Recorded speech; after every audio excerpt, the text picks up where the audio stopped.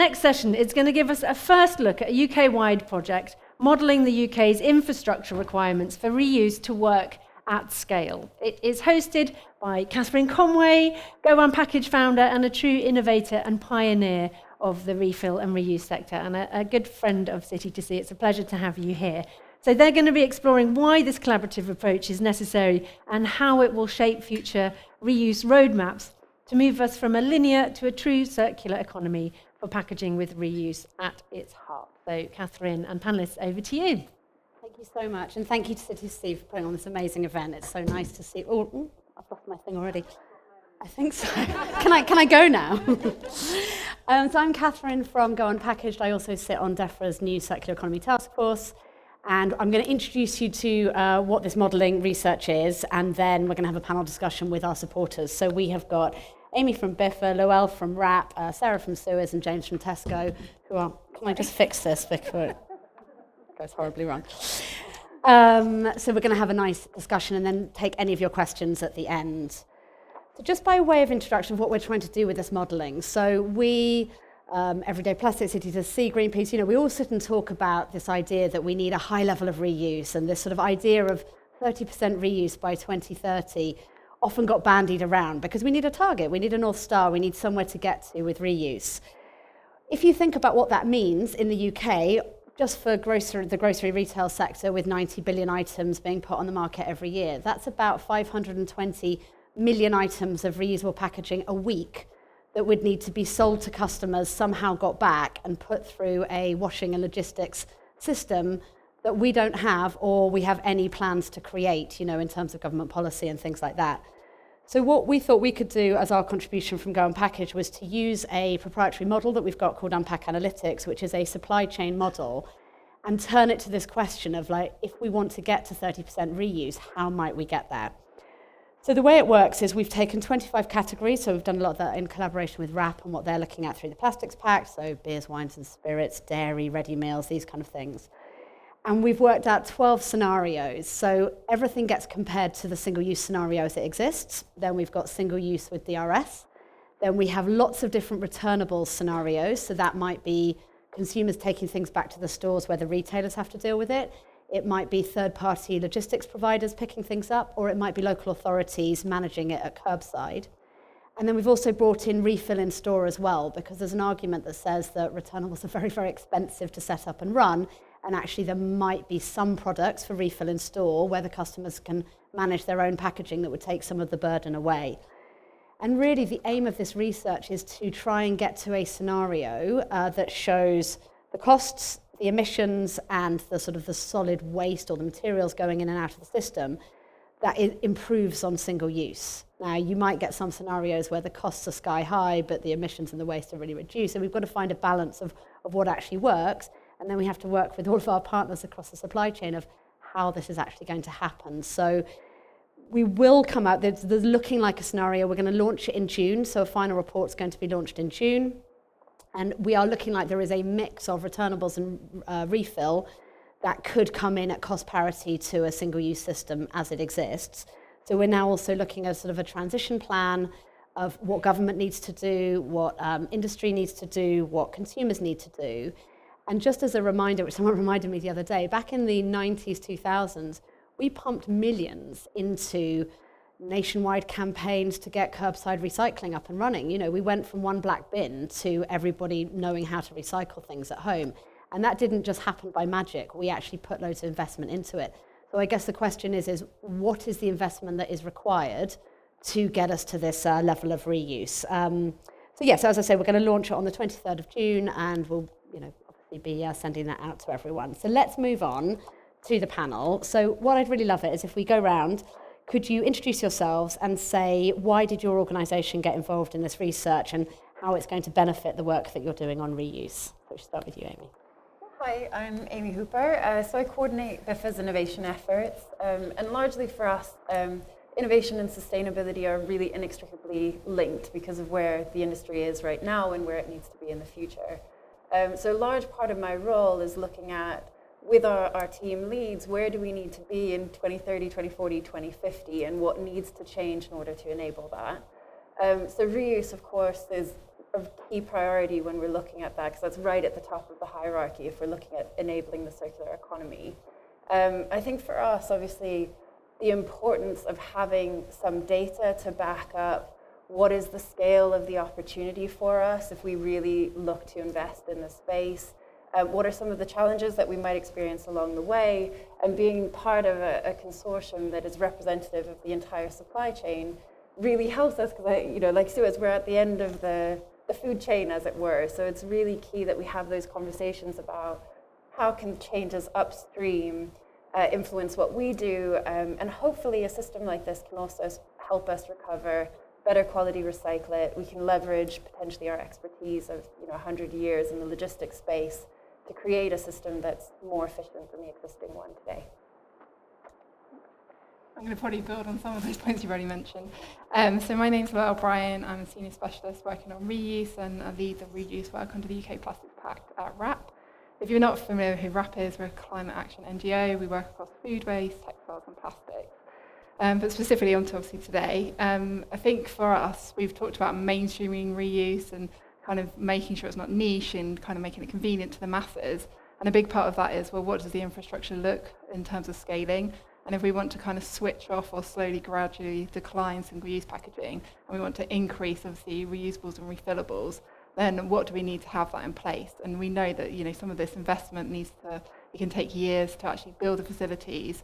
So it's kind of what have we got on the ground, what do we need to get, and how do we actually secure the investment for that? So we really want to be a part of this, just because it starts to give us some of that gap in data that we didn't have, and that knowledge, and how we can start to communicate that out to the industry.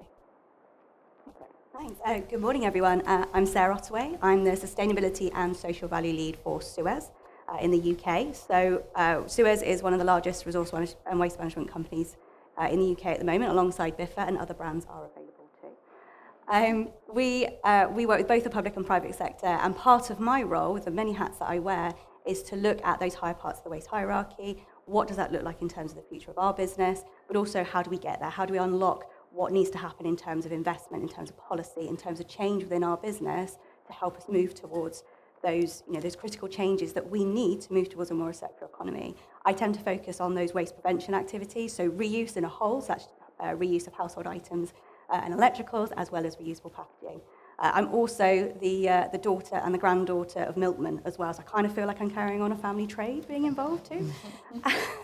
And I think very similar to what Amy said from Biffa's perspective, is similar for us at Suez, is how do we get there, and how do we be part of that conversation? Because we are part of the supply chain, we have a huge amount of experience and expertise between us, and it's important to make sure that our voices are heard, to make sure that we really get an infrastructure system or the process and procedures and the behaviour change that comes with that right, so everybody wins, and that we also get that change that we need that comes along with that at the same time. And we're really excited to be a part of the process. Hi everyone, James Bull from Tesco. I look after packaging and food surplus on behalf of the business. To answer the question, at the heart of it, I've spent the last 20 years leading change management within the business in some shape or form. So I'm kind of a bit of a data geek in the background, because data drives change and makes some of the most effective change possible. So that'd be a starting point and a natural bias. But beyond that, really, as an industry, we need a nucleus that we can all get around, and a data set that generates the business case, that can lay out the reasons and the positive opportunities around change, is what this is all about for me, because we need to unlock that to get the alignment, to get the agreements, and to then forge the right coalitions to move things forward, because no retailer by themselves can make this change. It's about influencing the supply chain to move together, and there's no better way than putting the data behind it to galvanise that change. If we follow on, I'm going to come to Tesco, Biffa and Suez particularly. James, what have been the main challenges you've faced in trying to drive reuse within Tesco, I guess either with Loop or sort of more generally? Yeah, so again, the headline when we worked with Loop, if I look back at Loop, whilst we got some amazing learnings, the one thing that feels like it didn't help it stand a chance was the fact that we did it in isolation. We did it just as Tesco and Loop. And one of the biggest learnings, and again, the data that we could generate from that, painted a picture of to get to scale, to get to something that had a business case where it could break even or do better than that, you needed others to be involved, you needed other retailers, you needed a behavioural shift of buy anywhere, return anywhere to truly believe in scale. And without that, it just won't succeed. And it won't succeed if a customer has to turn left into Tesco and do version A, turn right into the next retailer and do version B, and so on.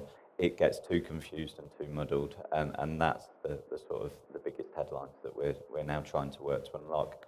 And back to the data and everything else in this project, it's about unlocking it for all rather than everybody taking their own slice of it, which just won't work. Do you think within the business there was a feeling that Tesco wanted a first mover advantage? Is that why you went it alone? I struggle to find first mover advantage in the sustainability agenda, unfortunately. So it certainly wasn't about first mover advantage. It was about a signal to the marketplace of the importance of we can't rely on single-use packaging forever, and we've got to unlock other ways of doing it. So it was to signal and signpost. It certainly wasn't for first mover advantage. Okay, cool. And we'll come on to everyone else in a sec. But in terms of the other things, I think maybe let's do a little bit of a turn on kind of like DRS and EPR and everything you're facing at the minute. Can you talk to us about the context of what it's like right now to try and drive reuse? It's a saturated marketplace is the easiest way to describe it. There's so many moving parts at the moment and so many administrative burdens that are actually distracting from the North Star of truly driving change that makes a difference. So it is hard work, but within all of this, there's some sort of opportunities that can be leveraged. So all of a sudden, packaging is being talked about around the board table because of the cost of EPR. So with that in mind, you can then talk about the opportunities to offset some of that cost by going into reuse models and so on. When you talk about DRS, when DRS comes along, that will be a huge catalyst in the behavioural shift of customers having to return, having to take that material and actually treat it with a piece of value rather than something that is just disposed of as easy as possible. So there's some great catalysts, but at the moment there's a very long list of to-dos, and those long lists of to-dos are to comply with administrative burden rather than truly drive change. And that's the bit that I can't wait to get past now, to really get back into the making a difference rather than ticking a box and saying we've done X and paying a bill here that may not truly unlock anything from day one. And do you think that hump, you'll be able to get over that hump? This is just the introduction of EPR? I think we have to. It's one of those. It's going to be very intense, but we have to look beyond it. And the trick to leading a team is, whilst making sure we get the day job done today, it's keeping an eye on what's next and what comes after on Horizon 2 and Horizon 3. So we have to keep the team looking at both eyes down looking and deliver whatever we need to be compliant and deliver our obligations.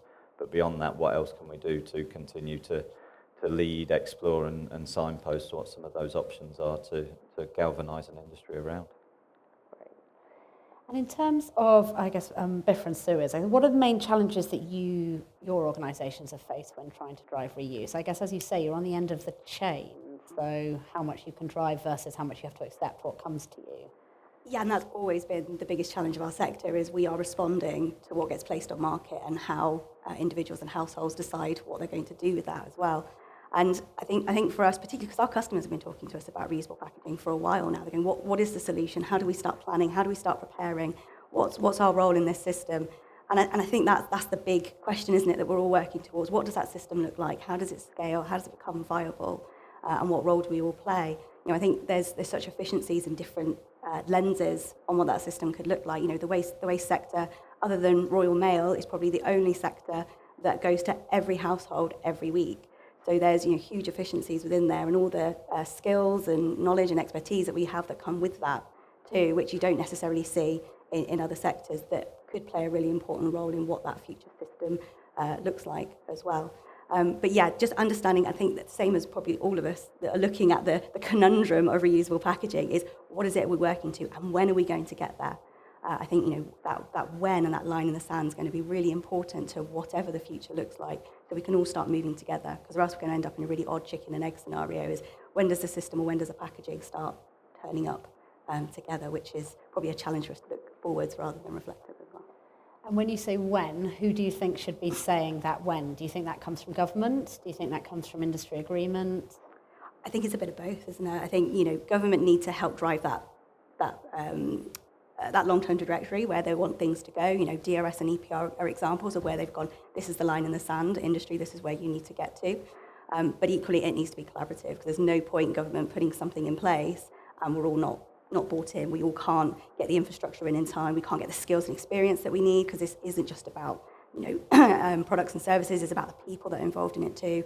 And also so we can unlock that investment, which has been the challenge that has been, I think government were facing for quite a lot of the conversations with DRS and EPR, is making sure we can unlock the investment to get all the systems in place that we need to bring this all together. So yeah, it's definitely got to be a partnership.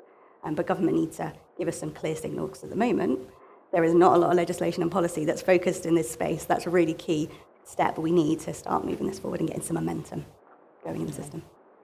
Amy, any further reflections? Yeah, I think for us, obviously, that in the same way, James was mentioning, I guess, confidence taking a bit of a hit after some of the smaller trials haven't been as successful as we'd hoped. I think for us that was also key, because obviously when you're looking at investment at the scale of a nationwide system, to be able to see something that's working is really helpful. But I think the positive side of that, though, is that there were huge learnings, and I think Tesco and Loop did a great job at actually trying to compile those into a document that we can all build off of.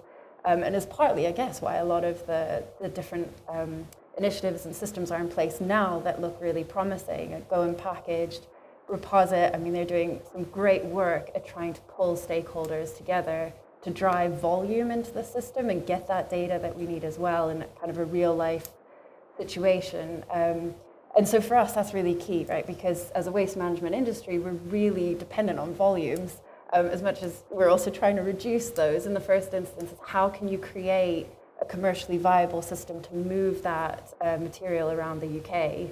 And part of that will be where it makes the most sense to have those collection points and the washing infrastructure, and that is that kind of uncertain picture that we're facing into. But there's a lot of opportunity for us to work together to create a system with data behind it that is efficient in the first instance. Then I think to Sarah's point about legislation, historically we haven't had that legislation to back some of this, particularly for the waste industry, where that actually drives that commercial viability of some of these initiatives. Now we have a wave of legislation coming in place, and I completely understand that's really challenging for a lot of the supply chain, but it does present that opportunity to create change as well and make something that actually might be more viable going forward. Really exciting time. Yeah, it is. No.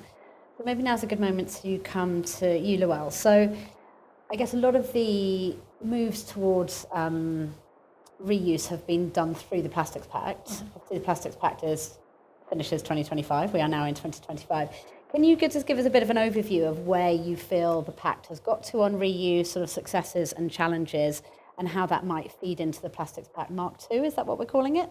Yep. So I think when we set out with the Plastics Pact, obviously we were under the 4 targets. I think there's been, some great progress with recycled content, some of the elimination work, and I think the target 2, which is looking at packaging to be recyclable and reusable, I think the reuse has got lost in the recycling, and that's not a great surprise, because we've got the infrastructure in place, we've kind of got the money flowing and things like that with the recycling.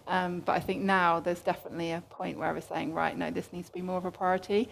And so that's what we want to do going forward, and the kind of successor agreement is having that priority for reuse, and to ultimately make that kind of impact. And I think what we're starting to see, and sort of we're hearing from our members, particularly brands and retailers, saying that in terms of their environmental commitments, they're kind of delivering, but in terms of the systemic shift of what we need to in terms of single-use packaging and switching into reusable, refillable models, that's where we'll start to see the impacts in the coming years. So I think that's really important. I think what we obviously had a very bold vision to make it mainstream by the end of the Pact. I think we set out with trying to get brands and retailers to do trials, which we sort of talked about it. We got some insights and learnings, but I think ultimately they were never potentially going to scale anyway. I think with maybe just the way they were set up, and I think it's been useful having that. But ultimately, as James says, we need to have this kind of collaborative approach and this kind of opportunity for us to align and particularly get some of the economies of scale as well, which we haven't seen in single pilots. And ultimately for citizen as well, we do a lot of work with kind of citizen behaviour change, and they need to be at the centre of that reuse system. And if they're not at the centre of it, then it's never going to succeed. So I think, we've done a lot of work. We've got my colleague at the back of the room, Leah, who works at RAP, and she is our specialist on citizen behaviour change. And she's worked on lots of projects where it is very much thinking about that and making sure that it works for the citizen. And I think for us to see that mainstream, it has got to work, and it's got to be easy and convenient, not niche and expensive. I think also we just set up a kind of international community of reuse practice. So we've got 12 packs globally, and we've got an opportunity to share and consolidate learnings. So I think going forward, we need to be doing that and seeing where policy is working outside the UK and seeing where that's driving some of the behaviour. But ultimately, that's going to be a really important part for us next and big focus. So a question that we didn't prepare, but from your international group, have you got any examples at the minute of where it is working, where reuse is more scale? Sorry to put you on the spot with this, but any... I think, say, the French Pact, they've got some really strong reuse, and I think the fact of they having that percentage coming back from the EPR funds, going back into scaling these systems, we're seeing a lot of movement there. But yeah, there's certain insights, I guess, from different packs, and I think policy comes up quite a lot, but also standardization and measurement, because it's very difficult to demonstrate impact if we're not actually measuring in the same way. So I think everyone's sort of talking about it. It feels like now things are starting to develop and happen, and the infrastructure is a great example of that. We've been talking about that for a few years, and now it feels like we're starting to get some of that knowledge and really then be able to go forward. So in the French example, 5% of the EPR fees have to be invested in reuse systems, and that's ring-fenced. So that's what they're using to drive the infrastructure. So I guess maybe we'll come on to sort of levers and policy, because I know we're going to discuss these in the further sessions today. James, what do you think are the most critical levers to get us in this transition from single-use to reuse? The biggest levers is, I'm not sure levers is the way I'd describe it. I think the things we need to understand and unlock is where I have to start with this. And we have to understand how we unlock the behaviour to align with what the insight and the data tells us. It's really complicated if we're not careful. An example of that, and it's a kind of soapbox moment that I always use, is everybody goes, milk, high volume, reuse makes a lot of sense. Why don't we start by dispensing milk rather? And I hit the brakes every time on that conversation because of how busy the space in the shop is around milk. At times you can only describe it as a polite rugby scrum around the milk fixture. And if you take a step back, that's really unified.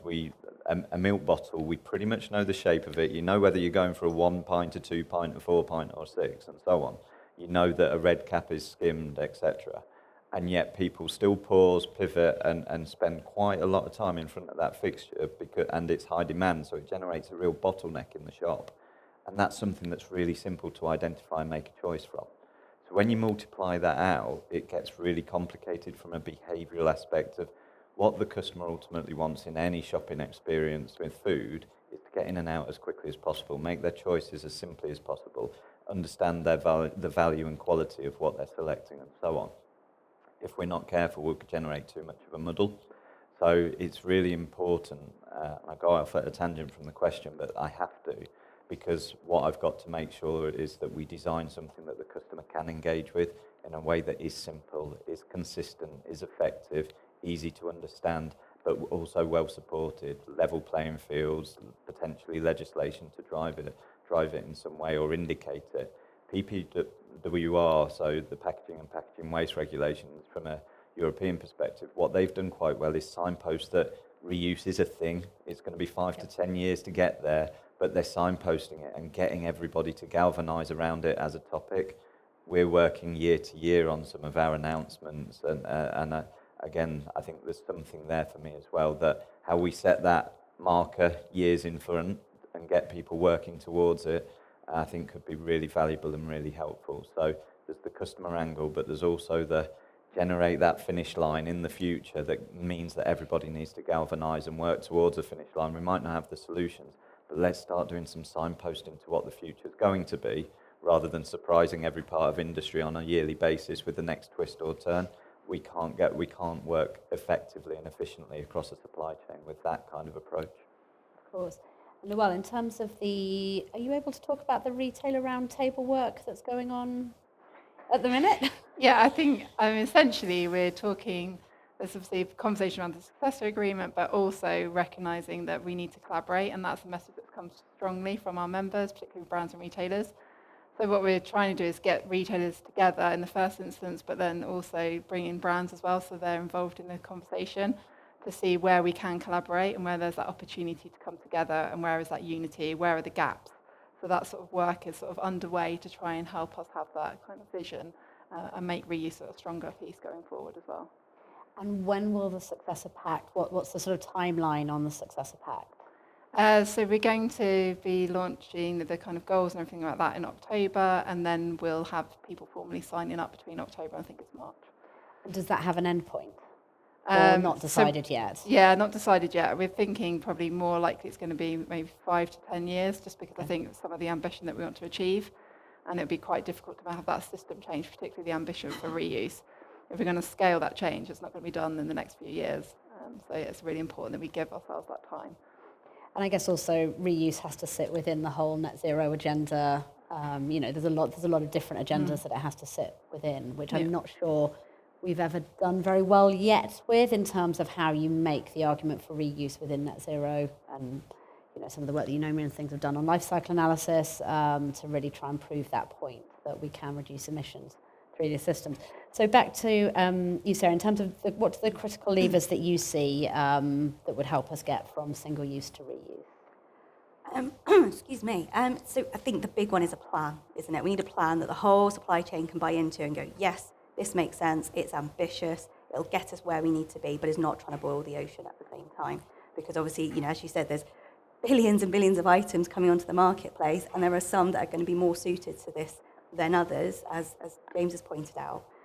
So having a plan that we can all buy into is incredibly important, but also I think having that buy-in from government, now whether that's through legislation, whether that's through policy, or simply being part of that process and signalling their support is going to be incredibly important to unlock and start the wheels really starting to turn on the whole process. I think to repeat a bit of what's been said so far, definitely consumer behaviour, once we start seeing that change and we figure out the best way to put the infrastructure in place to help consumers engage, that would be great. Getting brands and retailers and producers on board with the system, as soon as we start to see that buy-in, I think it will also help unlock further things downstream. One that hasn't been mentioned so far yet, though, is the development in technology, which is accelerating. Every year it gets faster.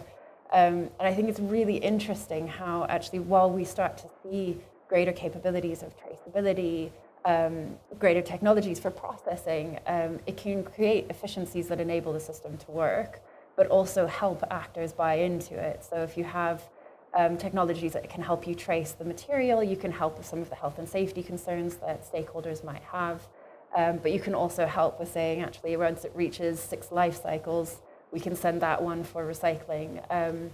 So I think definitely technology is important. We also haven't mentioned DRS as a potential opportunity for us here, where the delay was not great, obviously for a lot of us. But I think that in some ways, the fact that it's delayed allows us to kind of take a look again and go, how could we introduce a reuse system alongside DRS once you already have some really large infrastructure changes happening and a lot of changes across the supply chain as well. And I think the work of Go Unpackaged will help also just highlight where we might have some cost savings. Definitely.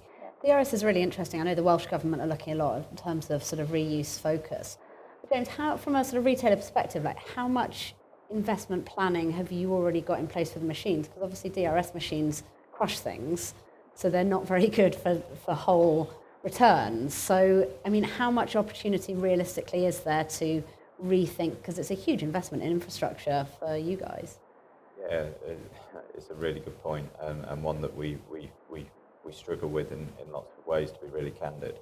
And to that point, you need certainty to plan your space. Space is, from a retail point of view, very expensive in this country when you compare it to other markets.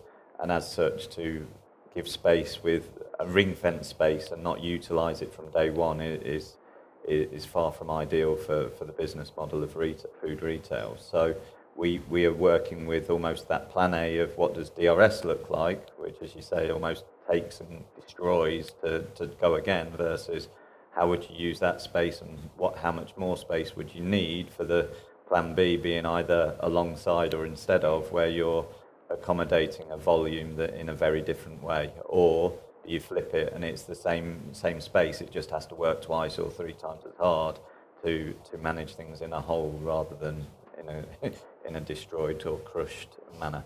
And so we've got different options. There's no certainty. There's lots of planning going on. We've got to plan for every scenario, and there's a program team there looking at all of those options from a DRS perspective. But again, it's that point of it's probably going to be frequency that rather than different space footprints, because we just can't afford to extend and extend. And that again will be the challenge to the cost model, because the more frequency, the more labour, the more cost. Catherine, can I just add to that as can. well?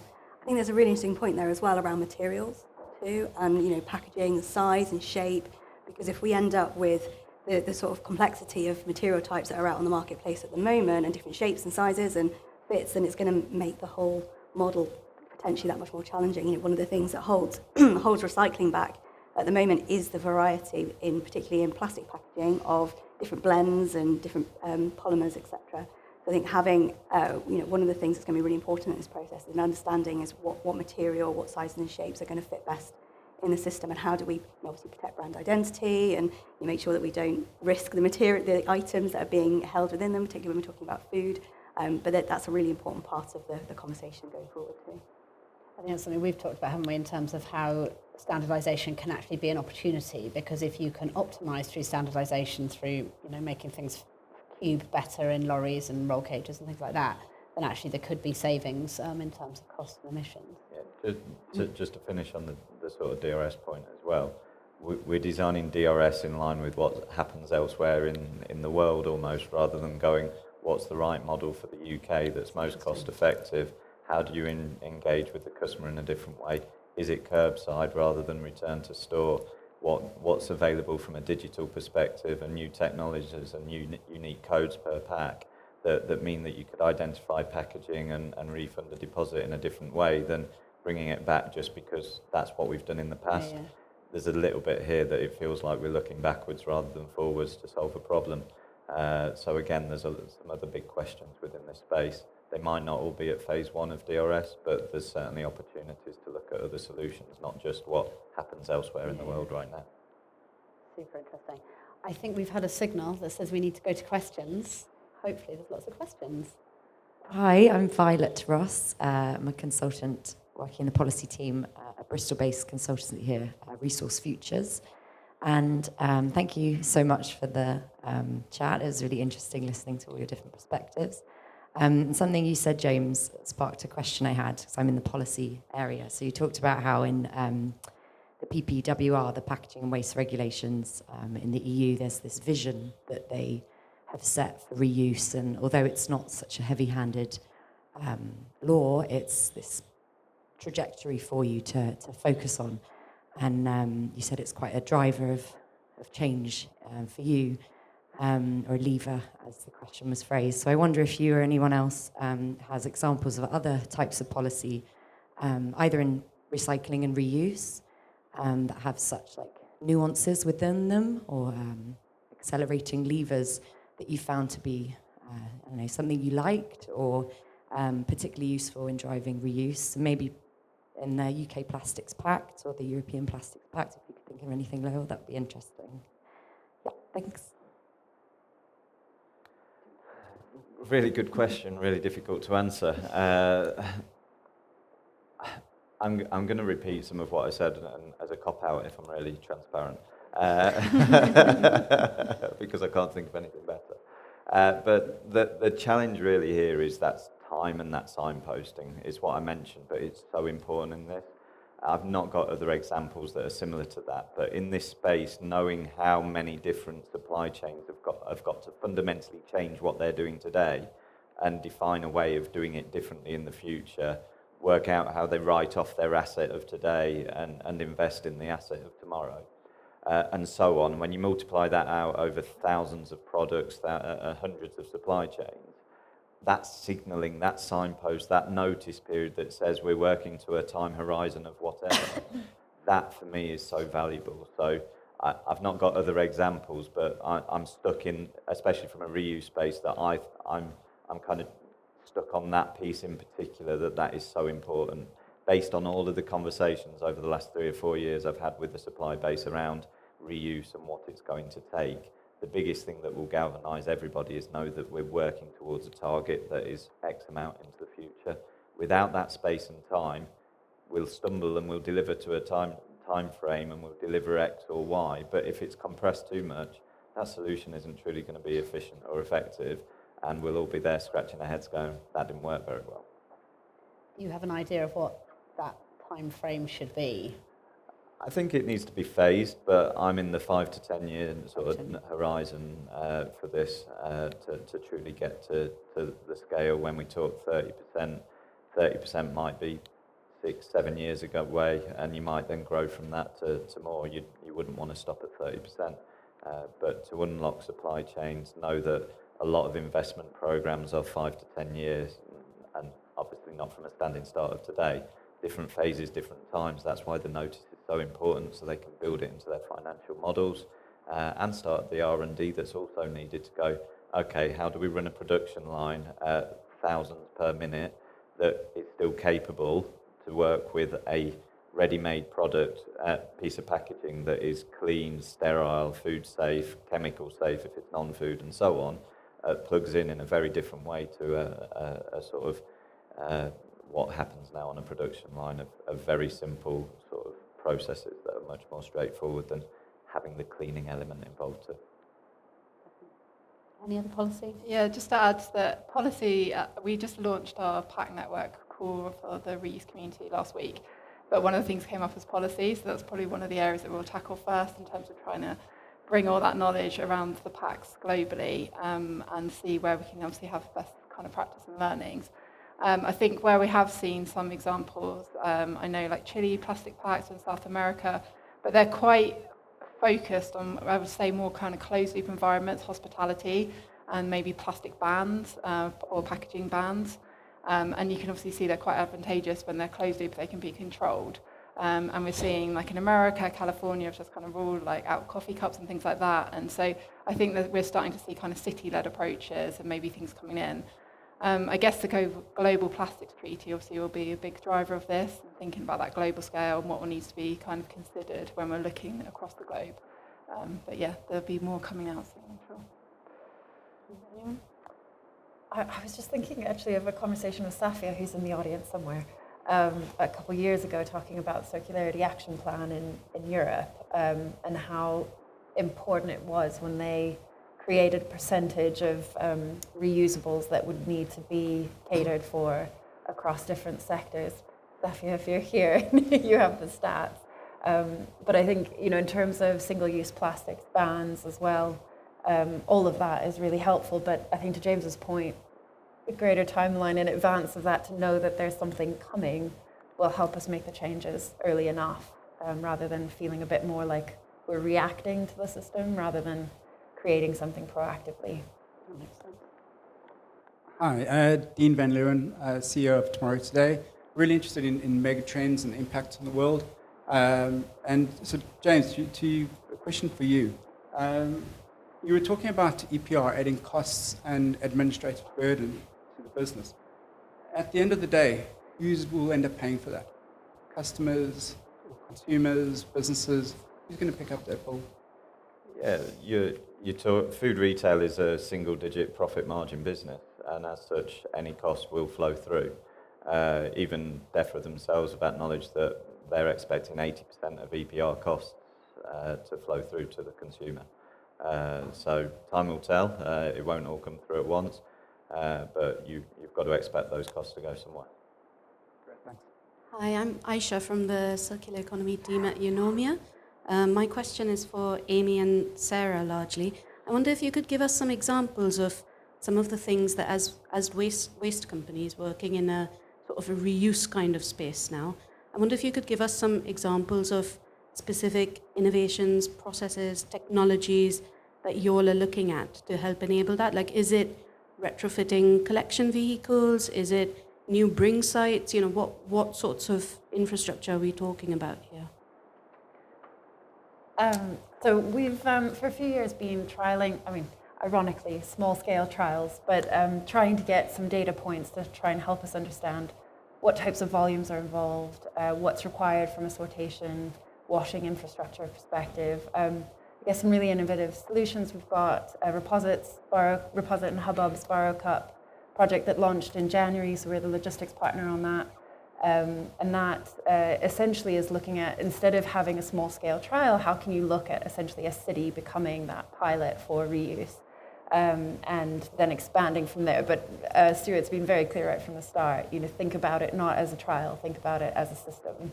And he got some of the largest coffee chains involved in that. So then from our perspective, again, from that volume piece, we're going, right, okay, we've got the volume, which means that it's going to be easier for us to move it in a commercially viable way. And now hopefully we'll get some data to try and understand that a little bit better about how engagement is happening from consumers and the rest. That's one thing. We did do some sortation and washing trials with, again, as well, just looking at what that might look like at a kind of modular scale. And yeah, I think our approach now is very much looking at the system, which is why we're working with Go and Package, because as we've all said today, I think, you know, nothing in this space is going to work without everybody working together. For us, it's around the data. So data is going to play a really important part in understanding where we are and what we plan for and how we plan and what's going to go where and what the transition is going to look like.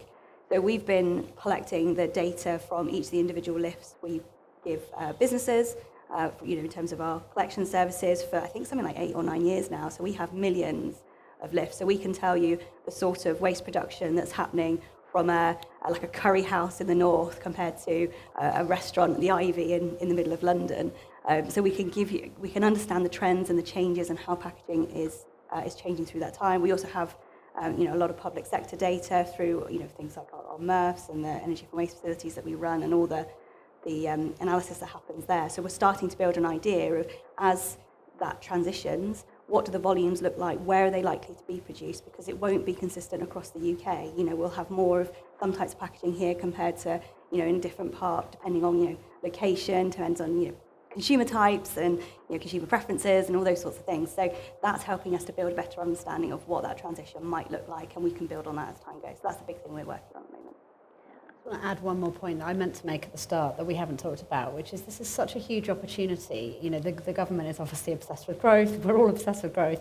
But, you know, there is a huge opportunity here for existing businesses to develop new business models, new, you know, services, startups to come in and fill the gaps, green jobs, green transition, you know, people working in washing plants rather than slightly more dirty MRFs. You know, there's a huge opportunity here, both in terms of improving people's lives, communities, and the UK economy that hopefully we can harness with reuse rather than seeing it as a thing that is a burden that's going to be placed on business.